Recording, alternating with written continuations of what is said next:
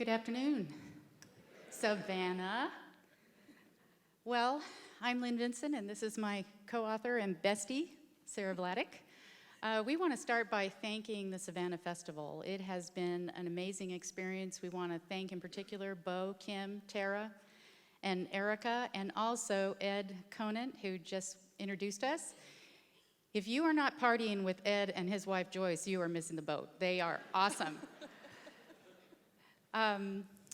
Also, I just wanted to mention that I was brought up not too far from here over in Alabama.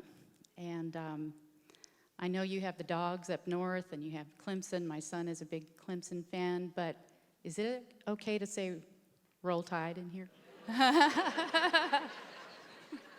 Sorry. We did lose the national championship, but still. I just want to echo the thanks to everyone that made it possible to bring us here and just tell you how grateful we are to share this story with you all in Savannah. And speaking of which, I kind of like to start this out by asking this question, and I'm hoping I can see enough of your hands to make it go well, but who here has heard of the USS Indianapolis before today? Wow, quite a few of you. Okay. Who heard about it from the movie Jaws? That's the usual answer. I mean, that's usually where people hear it from first. Who heard about it more recently with the finding of the ship, PBS special, or Paul Allen, his crew discovering the ship? Okay, a few. So I heard about this story when I was 13, and it was on a documentary about World War II. It was the very end, and it was the ship that carried the bomb and was sunk. And I thought, wait, there has to be more to the story than that. But there was nothing. And I was that kid that went to the library and tried to look it up. Couldn't find much of anything. There had been books, but they weren't available in my library. And so I thought, well, someday someone's going to tell this story. I didn't know at the time that would be me in some capacity, but I thought, oh, someone should tell this as a movie. So when I graduated from college, I went to Pepperdine, and I reached out to the survivors. By then, Ask Jeeves existed. There was no Google yet. I asked Jeeves to find the survivors for me, and he connected me to Paul and Mary Lou Murphy, who were the chairman and secretary of the Survivors Organization. And they said, hey, why don't you come to a reunion? That was 2001, and I just graduated college. I was so excited. I was like, yeah, I'm gonna come. And, and absolutely fell in love with these men who were my heroes. They were humble, they were wonderful, they were salty as you can imagine. And they just got a kick out of this 21-year-old who thought their story was phenomenal. And so a couple years passed, and they actually asked me to be their storyteller. And at that time, I wanted to do it as a movie. So I had started interviewing them. And over the course of several years, interviewed 108 survivors and made a documentary. And then wrote a screenplay. And we took the screenplay to a major network, and they said, this is the best thing we've seen since Band of Brothers, but it needs to be based on a book. And I was like, crap, I don't, am I allowed to say that? I said, I write screenplays for a living. I don't know how to write a book. And there I was, having to figure out how to write a book.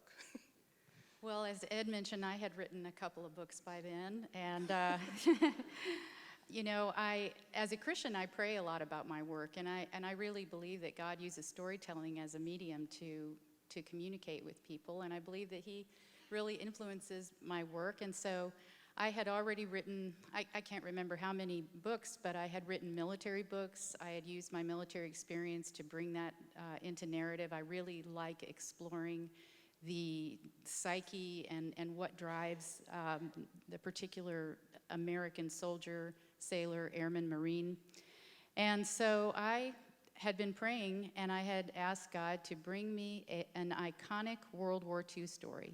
And those are the words I used. Lord, bring me an iconic World War II story. So then, all of a sudden, one day I get an email in 2012 from this young television producer. And it was amazing to me because, you know, there are World War II stories that are as iconic as Indianapolis, but there are none that are more iconic than Indianapolis. So I was like, oh, great, my prayer is answered. But then I had a problem because Sara called and all she wanted was advice. So I was like, how can I manipulate this young lady into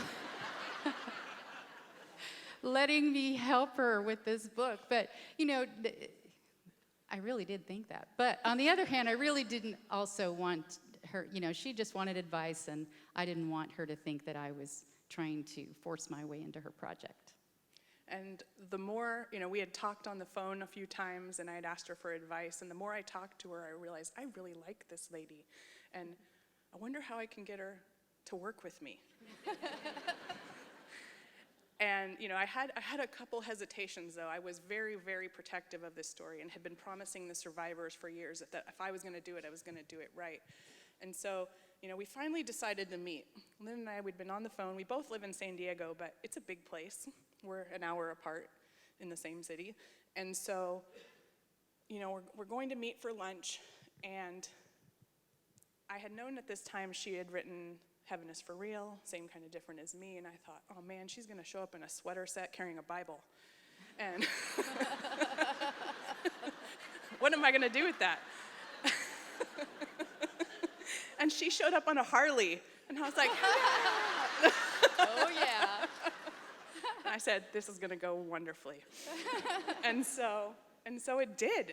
And, we started talking more and more, and I think we both baby stepped I just didn't want to be a big doofus asking this incredible best-selling author, can you come help me? And I didn't know if she at the same time was hoping for me to ask her to come help. And so there we were. We finally got to that point at the same time, and I think it just worked out wonderfully. Yeah, we became terrific writing partners, terrific research partners, and also terrific friends. And one of the great things about this project is that it enabled us to eat our way across the country. And we have had the best time in Savannah. Oh my gosh. Everyone said Savannah's food is wonderful, and they were right. So, we got together, what were our goals? As I think Ed mentioned, there had been several other books written about USS Indianapolis, and even some of my friends were like, why do you want to write another book about Indianapolis? Well, one reason is that through the decades, the story had really been kind of watered down to a sinking story or a shark story.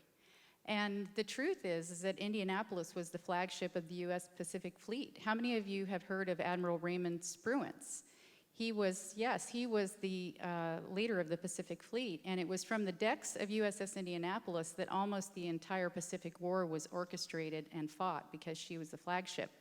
And so we really wanted to elevate Indianapolis back to her rightful place in history, and also elevate the crew and the officers to their rightful places in history. And the story was a very serious history, but we didn't want to write it like a history book. We wanted you to know and care about and understand these men like we did. I had at this point spent more than 10 years with them. They were like grandparents to me. And I wanted you to know them in that same way. So we put you in their shoes. We really wanted you to understand they're 16, 17, and 18-year-olds going to war, and the biggest thing they'd ever seen prior to this was a tractor. And so, now they're on a 610-foot long ship running the show as teenagers. Imagine that today. I don't know.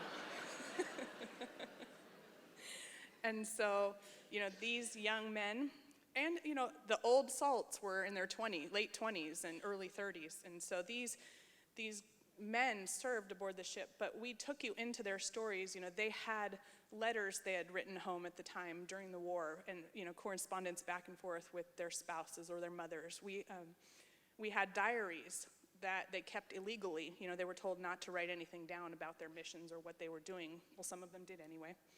Teenagers. And we had the privilege of having access to those. And so those are all the stories that we're able to incorporate. Even for those who were lost at sea, the family had kept some of those journals and those letters, and that gave a voice to men who had been lost for 70 years. And so it was so important to personalize this and really make you feel like you were there with them going through Okinawa, Iwo Jima, and then the tragedy of the sinking. And so it's a personal account just as much as it is an important history story.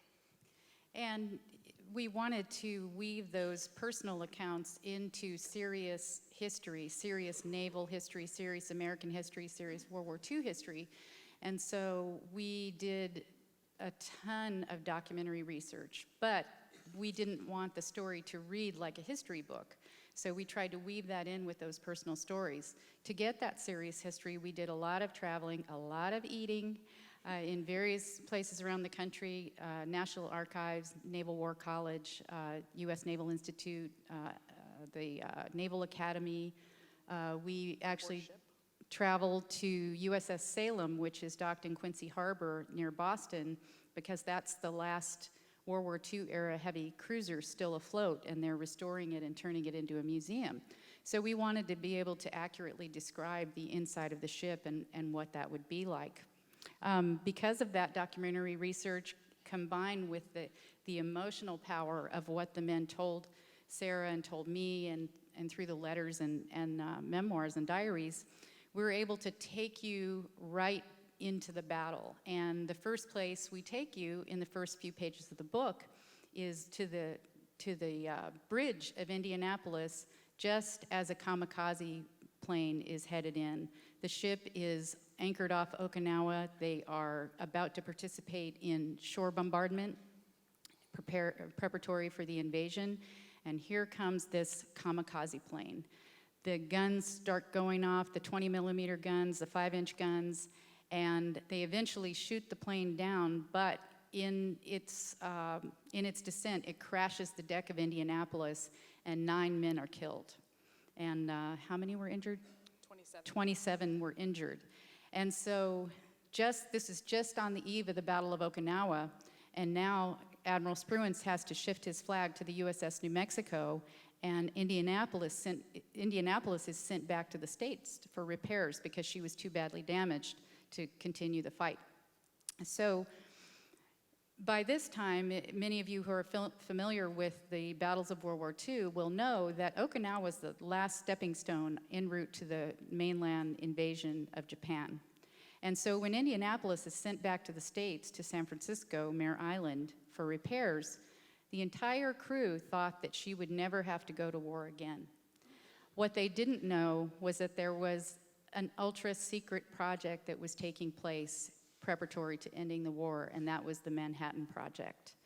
And General Leslie Groves chose Indianapolis to transport the components of the atomic bomb to Tinian Island, and that would be the first bomb that was nicknamed Little Boy that would later be dropped on Hiroshima. This mission was to be carried out by the head of Manhattan Project Intelligence, whose name was Major Robert Furman. He was an Army major. And so through a lot of cloak and dagger, Major Robert Furman winds up at Hunters Point in California with the components of the atomic bomb. He has a partner, Captain James Nolan, who was a medical officer, and his job was to monitor the components of the atomic bomb for radiation. Major Furman wrote in his private papers that he wasn't really looking forward to spending time in close proximity to this uranium core of what would become Little Boy. So on July 16th, 1945, the men who thought that they were finished with war get back on their ship under very secretive circumstances. The components of the atomic bomb are brought in 2 canisters that look like, Major Furman said they look like old-fashioned ice cream freezers. So those 2 canisters contained the uranium core. There was also a large crate that was loaded onto the hangar deck. And once all of those preparations were made, off they went, left Farallon Light off San Francisco, and made a speed run all the way to Diamond Head and Pearl Harbor in Hawaii, making the journey in record time, just over 70 hours. And that's a record that still stands today for this class of ship. And on that same day, July 16th, where Indianapolis left California, 2 Japanese submarines in the Taman Group departed from Japan and headed south. They were headed to the Philippine Sea with orders to attack anything they could attack. You know, up until this point, there was a young commander named Mochitsura Hashimoto. He was 36 years old, and he had some moderate success. He had been there since Pearl Harbor and had taken out some ships, but he really wanted to secure a major victory for Japan, for the emperor. And knowing this, he's heading down to a very, very trafficked route that went from Guam to the Philippines, east-west route, and was looking for anything he could attack. Meanwhile, in Pearl Harbor, McVeigh was now headed to Tinian. He was going to deliver the components of the atomic bomb. He had orders to deliver the secret cargo that not even he knew about. He knew nothing about this mission. Nobody on the ship except for Nolan and Furman knew about these contents. But let me tell you, when a bunch of teenagers get together and there's something they're not supposed to know, what do? They gamble and they gossip and they say they take wagers on the contents. Anyone want to guess what they thought was in it? They thought it was Rita Hayworth's underwear. Or scented toilet paper for Douglas MacArthur.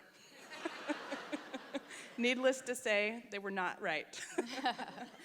And so these rumors are flying, they're headed to Tinian, and their mission is to deliver this cargo, no matter what it is. And the safety of this cargo is to come before their very own vessel.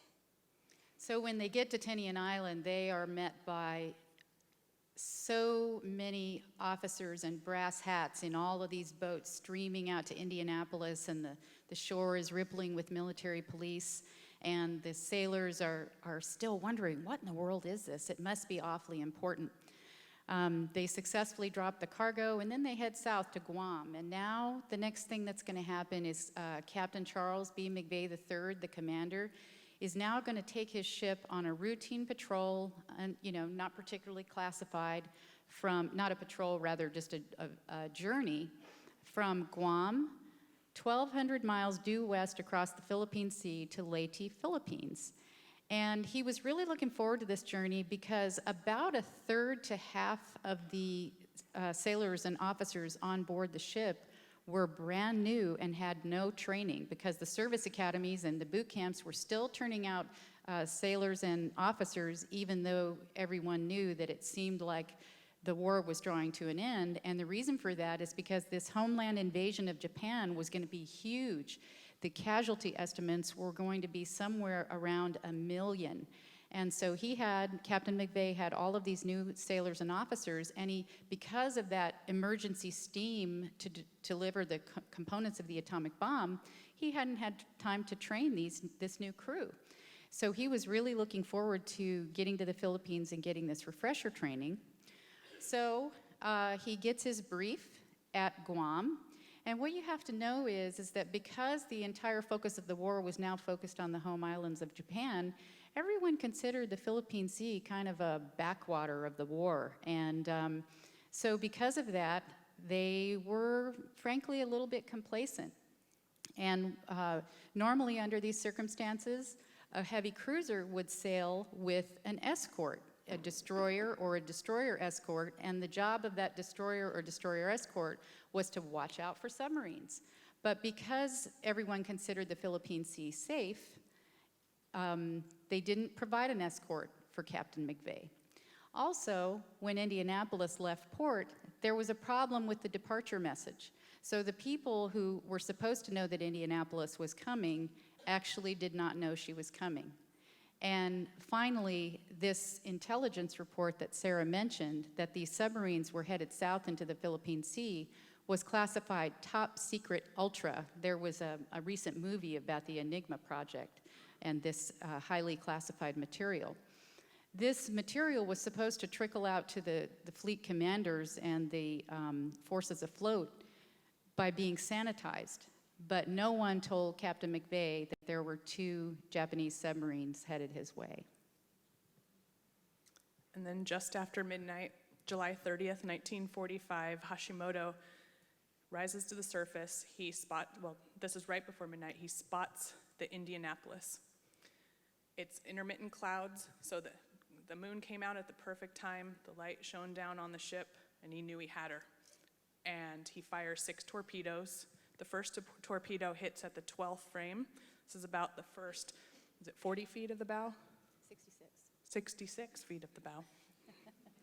And this rips the bow off the ship. It now becomes a funnel because it has this wide opening.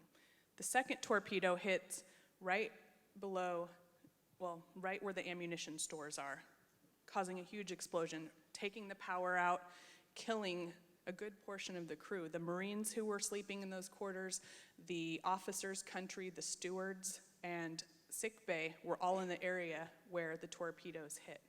Now, remember, this is just after midnight, so the shift had just changed, men had laid down to go to sleep, and the torpedo hits. They don't know what happens. And the bow is gone, there's no power on the ship, they can't communicate with anyone, they can't communicate to say, go to battle stations, they can't communicate to say, stop engines. You know, protocol is to get out of there. If you've been attacked, you want to get away as fast as you can. Well, no one could tell. So the engine room thinks, we gotta go, we gotta keep this ship moving. Well, the bow is gone. It's now funneling water as it moves forward and going through all these bulkheads, breaking through, flooding the compartments of the ship. And men are doing everything they can to get topside to get to their battle stations. As the ship is doing this, it's going forward and it's starting to list. And pretty soon it's at a 45-degree angle and men are sliding down the deck. There's fires underneath, men have been badly burned. People are trying to put out those fires. And there's these incredible heroes in the radio room that despite every odd and every information that they've been passed, stay there and continue to type out SOS, knowing they probably don't have the power to get it out, but they see the needle moving, so there's hope, and they stay there, and they ultimately go down with the ship trying to get a signal out. Well, as the final moments come, and those who are trapped below can't get out, and those who are starting to get to the railing and crowd to the railing and do what they can to get off the ship, you know, they have the power's out, it's going like this, and this 610-foot-long ship is standing up on its nose and then just starts to drop. And men are coming off the ship till the last minute. And one of the survivors says it's like ants on a stick. They're crawling, they're trying to do anything they can to survive. And those who try to jump off, you know, men had started abandoning ship as soon as the torpedoes hit.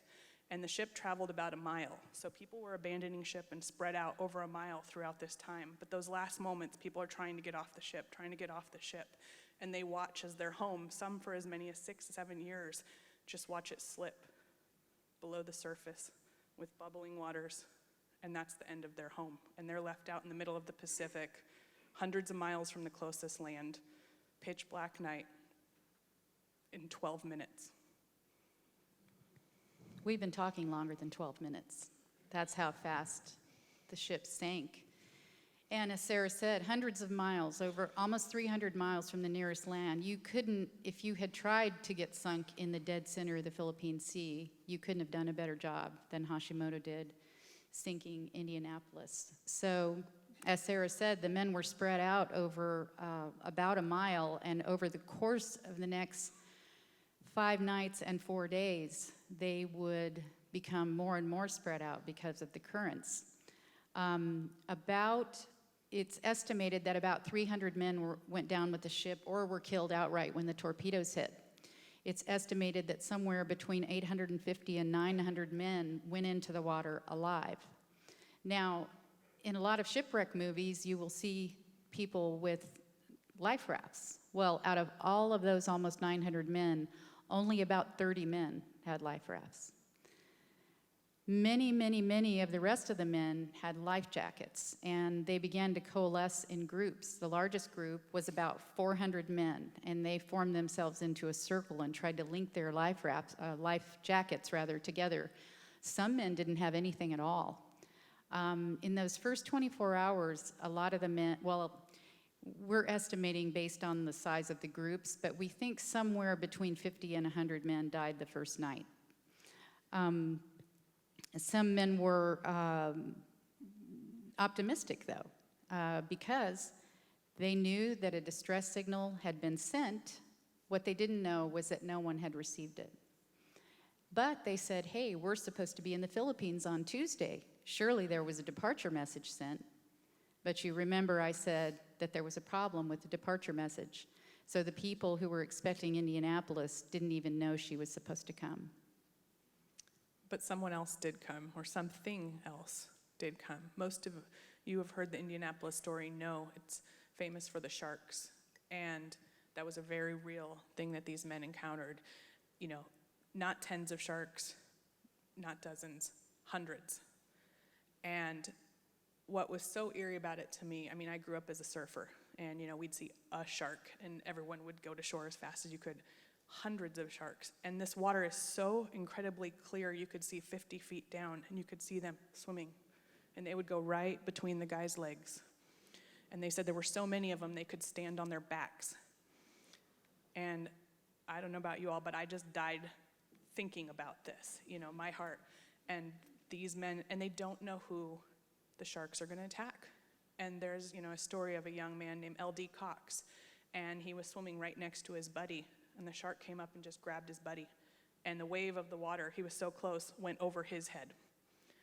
There's other stories. There was a group of men on a floater net, and there was about 15 to 20 men on the floater net, and all of a sudden the sharks attacked, and there was nothing left. And they said in minutes, everything was gone, including the net.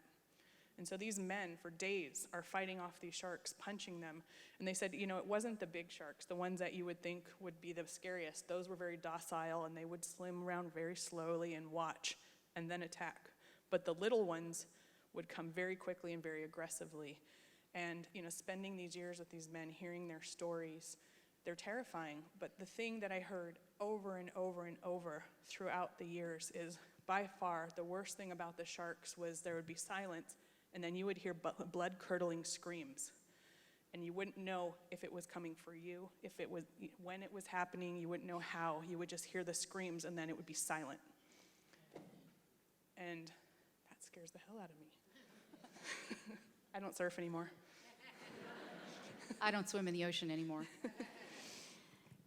Sarah mentioned L.D. Cox. That was just the first full day in the water. L.D. Cox told us that, or told Sarah actually, because I never had the privilege of meeting L.D., but that still even the second day they thought they were going to be rescued. And then the second day went by and they were still in the water, and men were dying all around them, not only of shark attacks, but also of exposure. There was one Marine named Miles Spooner, and when he dove into the water, there was a lot of fuel oil in the water, and a lot of the men were just covered in it, this thick, viscous oil that made their faces black. Well, he dove in with his eyes open, and the oil was all over his eyes, and his eyes began to swell up so that they literally bulged out of the sockets, and he couldn't close his eyes. And so during the day, there was all this sun sparking on his eyes, and then the waves would splash salt on his eyes. And so this is the kind of exposure that the men had. They also faced, day 2 went by, as LD said, and went into day 3. They also faced dehydration. And I don't know if we have any doctors or medical people in the audience, but dehydration is a terrible way to go, because when your body fails to get enough water to dilute the salt in your system, then liquid rushes out from your cells to do the job. And so this was happening with brain cells as well. So the men their brains would start to short circuit, and they would vomit and foam at the mouth, and they would go insane. And some of them began attacking their buddies because they're hallucinating. Everyone's covered in fuel oil, so they would think that their buddy next to them was a Japanese attacker. And so they began fighting among themselves. The night of Wednesday, the ship sank at midnight, or just a few minutes after midnight on a Monday. By Wednesday night, all hell had broken loose, and men were attacking each other. They were also hallucinating less violent things. They would think that some man would say, "Oh, look, Indy didn't sink after all. She's right underneath the surface, and there's ice cream in the galley. Let's swim down there and get ice cream." Or they would see a hotel suspended on the horizon, and they would swim off to a hotel, never to be seen again. And then some of them, and they would have these group hallucinations. One of these group hallucinations was that there was an A&W root beer stand just over the wave crests, and you could get root beer from beautiful pinup girls if you just swam over there. And so it's amazing the way the human mind copes.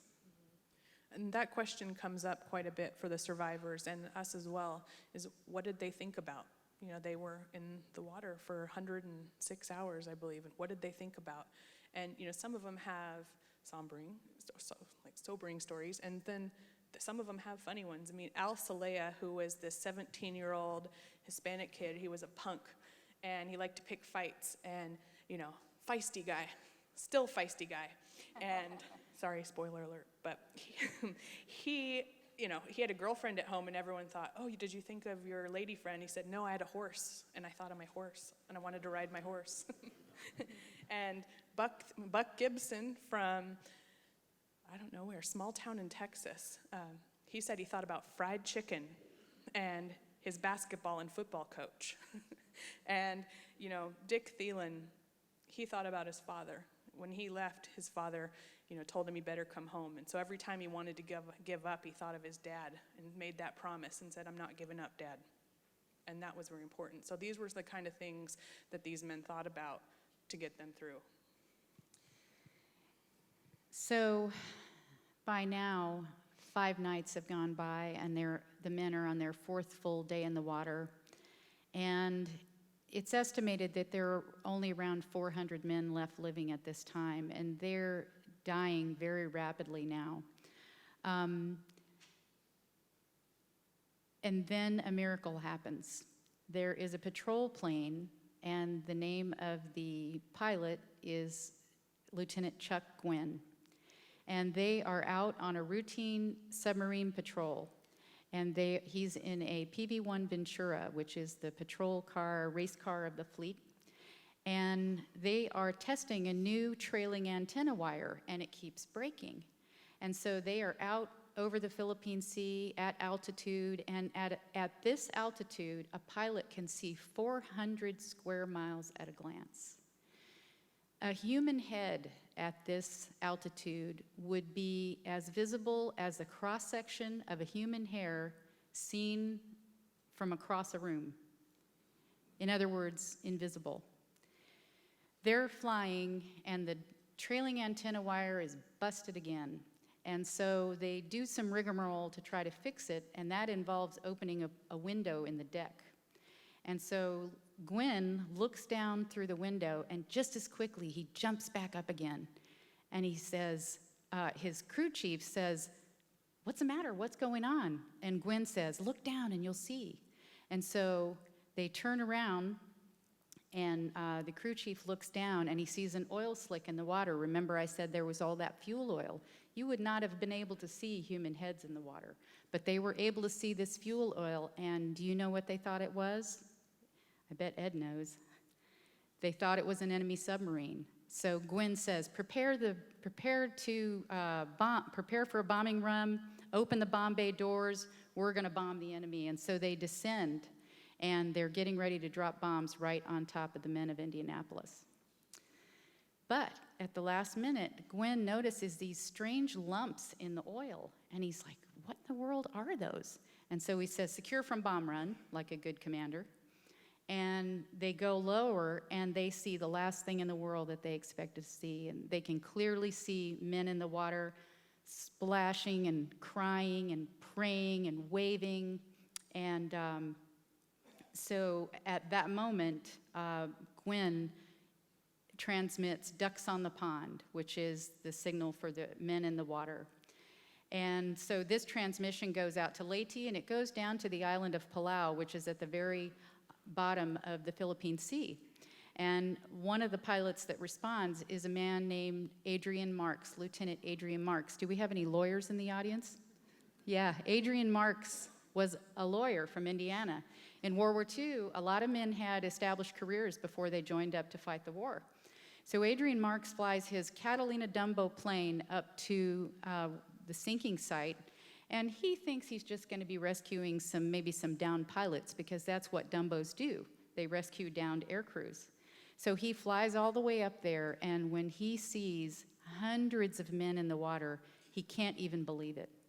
And so he circles, and he and Gwen drop all of their rescue equipment. They drop off life rafts, they drop out water casks, they drop out sonobuoys, hoping that the men will know how to use those to communicate. And this is routine for him. This is his job. He knows how to rescue men in the water. But there comes a moment that he realizes that the routine will not be enough, because even as they're dropping out the rescue gear, his crew sees men still being taken by sharks.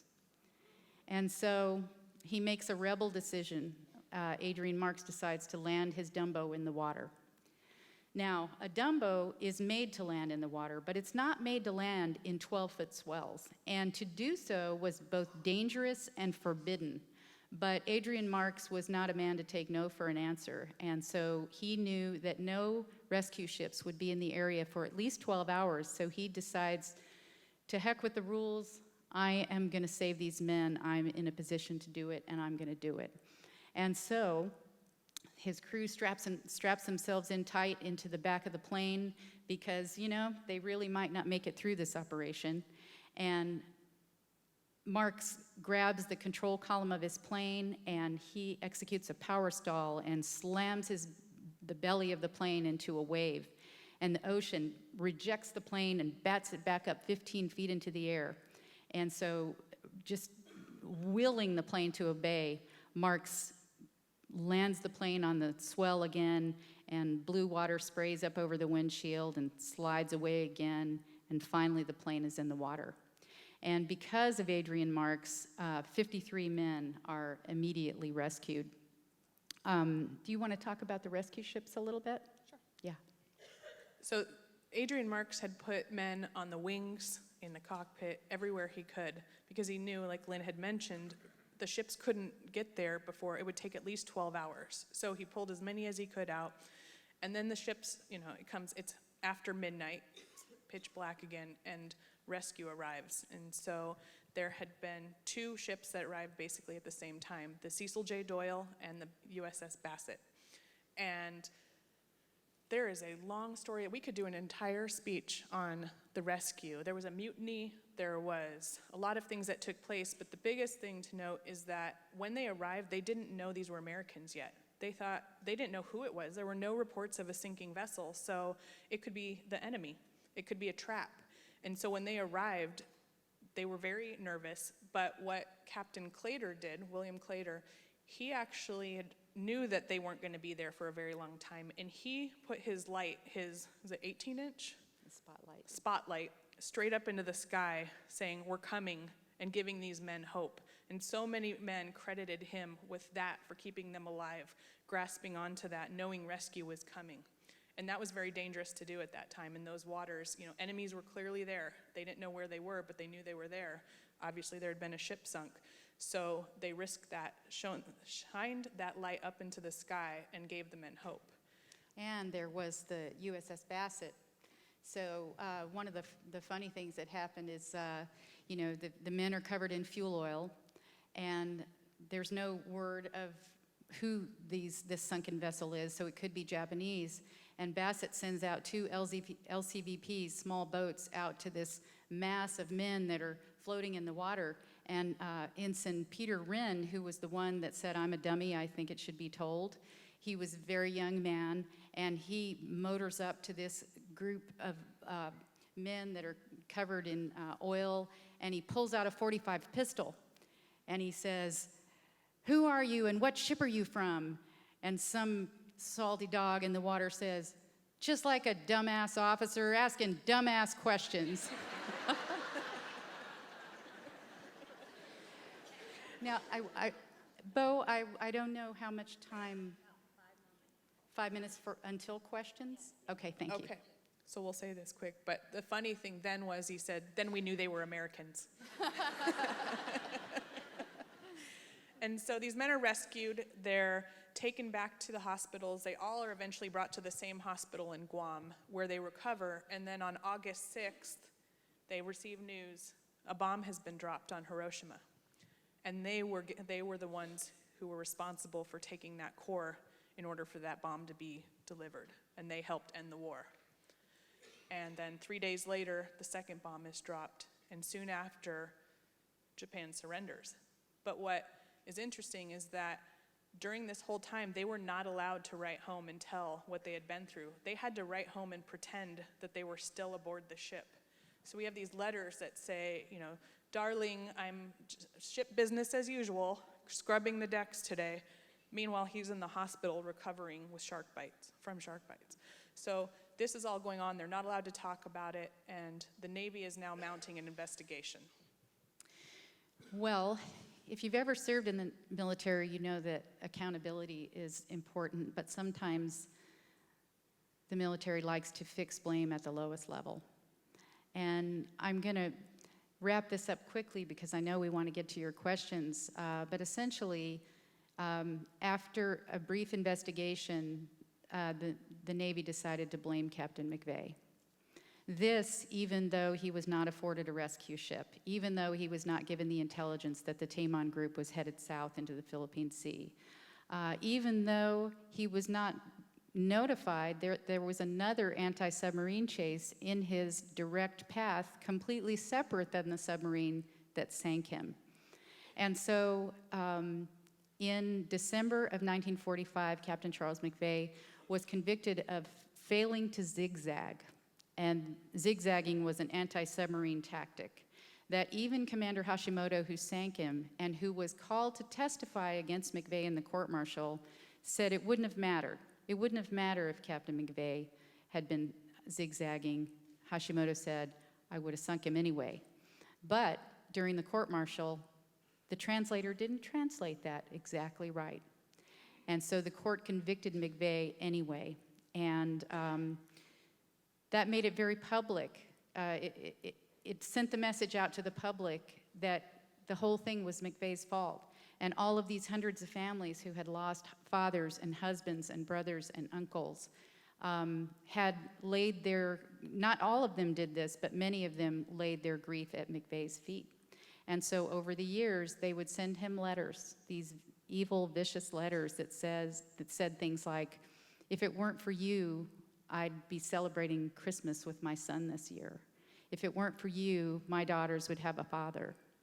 And these letters came on the anniversary of the sinking, on birthdays, on holidays, and they continued for many years afterwards. And then finally it became too much for McVeigh, and in 1968, he committed suicide. He was the final tragedy, or the final loss of Indianapolis. And, the men really, after they found out what happened, they went to bat for him. They said, there's no way our captain should be to blame. There's no way our ship should have this tarnished on its reputation. And so for 50 years, they fought for their captain. And with the help of a young boy, a 12-year-old boy from Pensacola, Florida, and the namesake submarine commander, Captain William Toady of the Indianapolis submarine, along with Senator Warner and Bob Smith, well, you should read the book and find out what happens. That's it.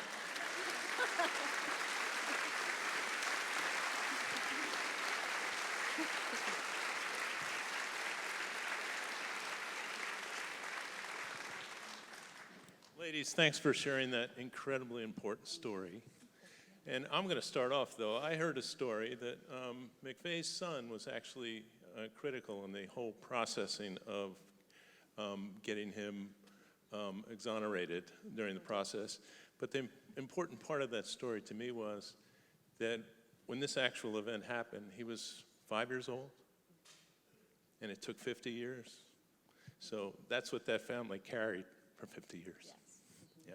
For 50 years. Yep. Well, let's have some questions. Raise your hands. There are mics around. Here's one over here. Wait for the mic, please. In the movie, Quint gets the date wrong by a month. Did Spielberg ever learn that, do you know, and then decide not to change it? Well, I know that Spielberg only learned about the story from his writer, Robert Sheckham, who told him this and then implemented that. And the scene was so well done. They did it in one take that they just kept it. And there are a few things they got wrong with the facts, but the sentiment is so spot on of how Robert Shaw delivered that monologue that they felt it was important to keep it. Understand, thank you. Okay, anybody else raise your hand? There's one in the very back. Needs a mic. Need to turn those lights on. Thank you. There's a picture in the middle of the book of the surrender of the Japanese. And there's a very tall man in the picture. I don't know if you know what I'm talking about. His name is Harlington Wood, and he was an assistant to General Kelly. And the reason he was there, his wife is a good friend of mine, and she's here on Hilton Head with me, but she didn't come today.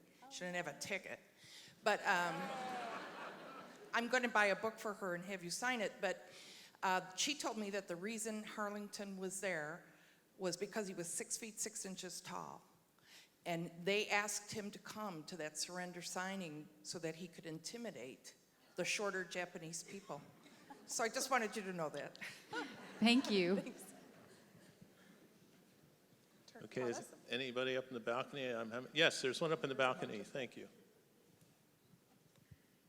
Thank you. Congratulations on an amazing book. I just finished it.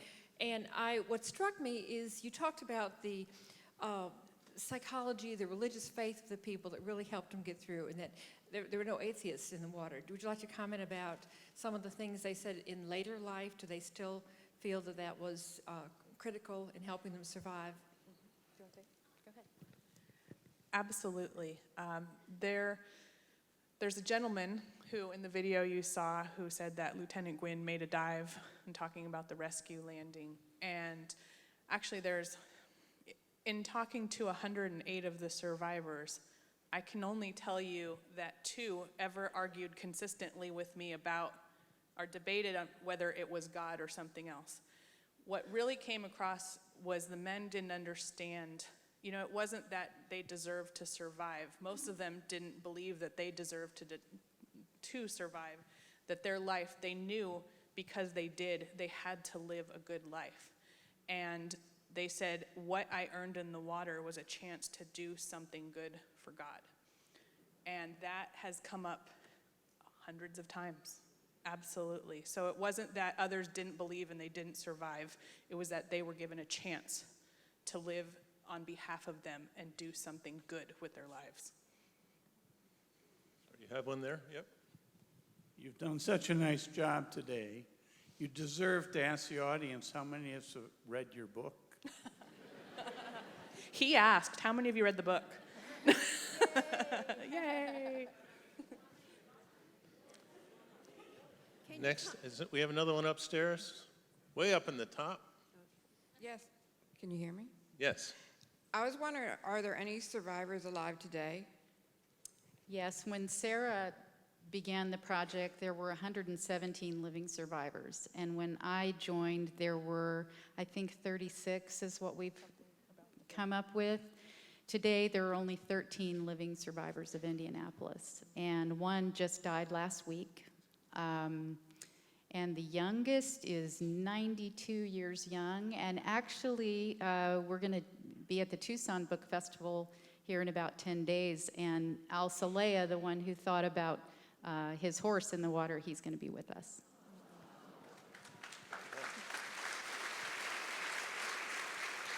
Okay. Can you comment on how the translation process got so goofed up? Well, there were 2 translators. One was Francis Royal Eastlake, and he translated for a portion, and then a Captain Bromley, who was more familiar with tactical and strategic naval operations. He was the actual translator during the court-martial itself when Commander Hashimoto was testifying. I'm not sure how the translation got so messed up, but we do know because we interviewed Atsuko Iida, who is actually now a U.S. citizen and lives in Missouri. She was the granddaughter of Hashimoto. And Hashimoto was just heartbroken when he came back and he told his wife and his family, including his granddaughter, basically that after Commander Bromley translated what Hashimoto said in the court-martial, Hashimoto thought to himself, that's not what I said. That's not what I said. But I don't know whether he felt too intimidated to correct it. We really don't know what happened. Yes, I haven't read your book yet, but I did read the book by Stanton. And in his book, he indicates that the radio message that was sent from the Indianapolis, in fact, was received, but that wasn't reported for many years. Can you comment on that? Unfortunately, that, we believe, was a bunch of young men who had perhaps wanted to do something and didn't, and came up with a story. What we did spend a significant amount of time going through all the log books of the ships, of the tugs, of all the things that could possibly have been involved with those commands where it was reported that the SOS had come in.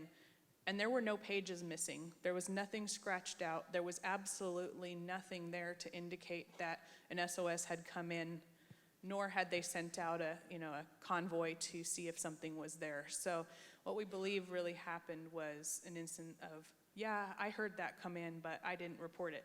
Those kind of things, and rumors that kind of circulated, but there was nothing that we could corroborate with that. And we even worked with the Navy and several groups to try to pinpoint that, and again, nothing. And the way that the Navy explained it is we're just not that organized to cover up something that well. Okay, upstairs again. So you talked about the survivors feeling they needed to lead a good life. My dad was supposed to have been deployed on the Indianapolis, but at the last minute, his orders were changed. He suffered from what we now know as PTSD, but also from survivor's remorse. So did you ever talk to any of the survivors about that aspect of it? Absolutely. In fact, not only survivors, but former crew that had also gotten off the ship at Guam right before the final sailing suffered tremendously because those were their shipmates, and they knew all of them, had served on those ships for the ship for years, and everyone died, and why did they get to survive? And they almost suffered just as greatly as those who witnessed it. And men dealt with that with alcoholism, with we see it today with veterans that come back, PTSD. They suffered it. They didn't have the diagnosis of PTSD back then in the way that we do now. They were told just to go back to work and go on with your lives. And they tried their best to do that, but some of them failed very badly at life, had failed marriages, committed suicide. And so it really deeply affected all of them. The men that went in the water were not the men who came home. Okay, we have time for one more. Sara, I find it quite ironical that you stuck with us from 13 through college and kept pursuing it. And I'm wondering what kept the fires burning in your heart. Well, when you have 117 grandpas calling you and saying, hey, are you at the beach drinking a margarita, or are you working on our story?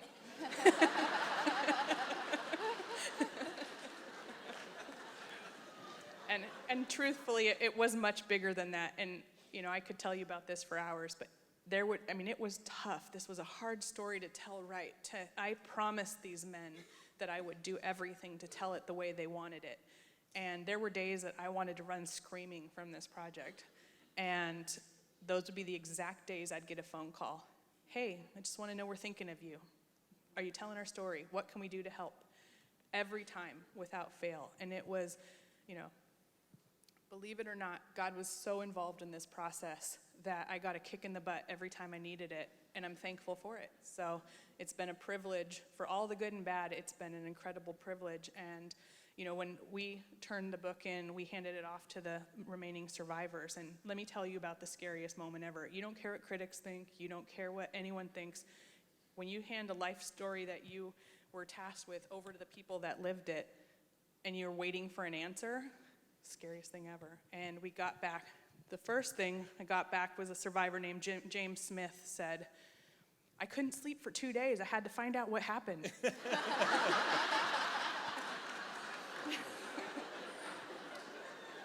And then one of the ones I was the most scared of, that was the most critical, was the junior damage control officer by the name of John Woolston. He was very meticulous, very, very cerebral. He was an MIT grad, and I thought, oh man, we're gonna get it from him, because he did not care if he hurt your feelings. And he said, "You got it right, kid." And so we knew the whole journey was worth it. Well, thank you very much, ladies. Once again, give them a hand.